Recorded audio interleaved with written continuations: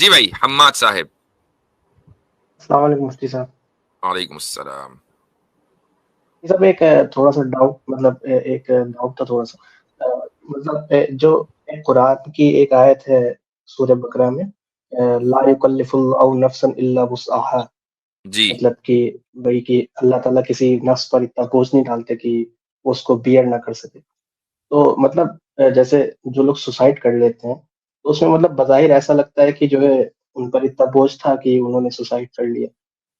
یہ تھوڑا سا مطلب اگر ایسا ہوتا نا تو سوسائڈ کرنے والوں کو گناہ نہ ملتا اور یہ ایک بڑا گناہ نہ ہوتا. کسی چیز کو رانگ اسیس کرنا، یعنی ایک چیز کا آپ اسیسمنٹ کر رہے ہیں لیکن رانگ اسیسمنٹ کیا، تو کیا آپ اس کو کہہ سکتے ہیں کہ نہیں یہ اسیسمنٹ بالکل صحیح ہوا اگرچہ غلط ہوا؟ آپ اس کو صحیح تو نہیں کہیں گے نا. اگر کسی شخص نے کسی بھی چیز کا رانگ اسیسمنٹ کیا ہے تو وہ غلطی اس کی ہے.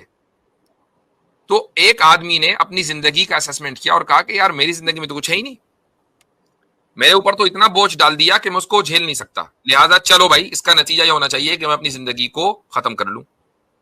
تو یہ اس کا رانگ اسیسمنٹ ہے، اور اس رانگ اسیسمنٹ کی وجہ سے اس کے اس عمل کو گناہ کہا جاتا ہے. ورنہ اللہ تعالیٰ نے لا یکلف اللہ نفسا الا وسعها کا مطلب یہی ہے کہ اللہ نے کوئی ایسا حکم انسان کو نہیں دیا کہ جو انسان کی بس اور اس کی وسعت سے باہر ہو.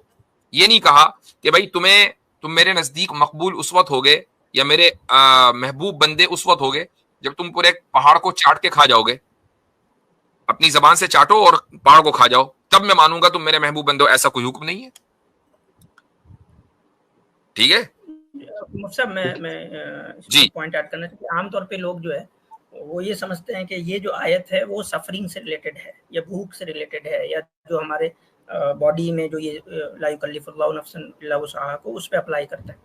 یہ جو ہے وہ سفرنگ سے یا کہہ لیں پاورٹی سے ان سب چیزوں سے متعلق نہیں ہے، یہ شرعی حکم سے متعلق ہے کہ اللہ تعالیٰ کوئی بھی ایسا شرعی حکم آپ کو نہیں دیتا جس کے آپ مکلف نہیں ہوں. اور آپ کہہ رہا جو مثال کے طور پہ سمجھے کہ آپ کو اٹھنے کی طاقت نہ ہو لیکن آپ کو خدا کہے کہ نہیں تمہیں کھڑا ہو کے نماز پڑھنی ہے. آپ کو اٹھنے کی طاقت نہیں ہے تو آپ کو بیٹھ کے نماز پڑھنی ہے، بیٹھنے کی بھی طاقت نہیں ہے تو آپ کو لیٹ کے نماز پڑھنی ہے. اگر آپ ویل چیئر پہ ہیں تو آپ سے خدا یہ مطالبہ نہیں کرے گا کہ نہیں تم جو ہے وہ ٹانگوں پہ کھڑے ہوئے اس کے بعد کرو. اگر آپ کے لمس نہیں ہے، ہاتھ نہیں ہے، تو آپ سے یعنی کہ خدا یہ تقاضا نہیں کرے گا کہ جیسے کہ قرآن میں آیا ہے کہ یعنی کہ نماز پڑھنے سے پہلے جو ہے وضو کرنے میں ہاتھ دھونا پڑتا ہے.